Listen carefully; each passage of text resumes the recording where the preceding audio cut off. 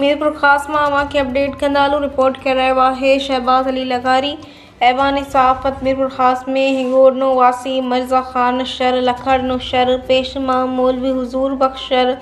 ज़ुल्फ़कार शर, अब्दुल हमीद शर ऐं अब्दुल लतीफ़ शर गॾियल press conference करे इल्ज़ाम हयो आहे त मोहम्मद नवाज़ शर वलद मिर्ज़ा ख़ान शर सांगड़ में प्रेस कॉन्फ्रेंस ज़रिए उन्हनि जे किरदार कशी करे रहियो आहे ऐं मथनि कूड़ा केस इल्ज़ाम मढ़े रहियो आहे।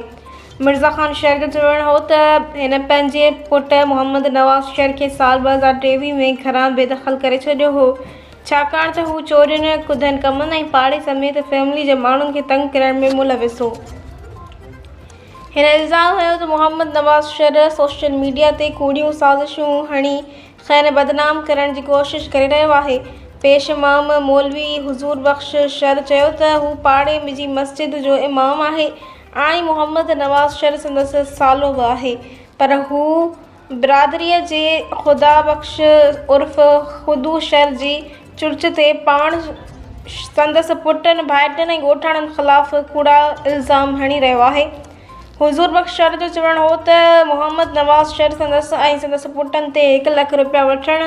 ऐं वधीक 4 लख रुपया घुरण जो इल्ज़ाम हयो आहे ऐं मोहम्मद नवाज़ शर मथनि इहो बि इल्ज़ाम हयो आहे त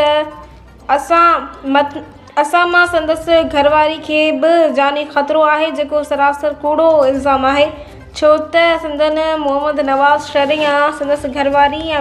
को बि लाॻापो नाहे।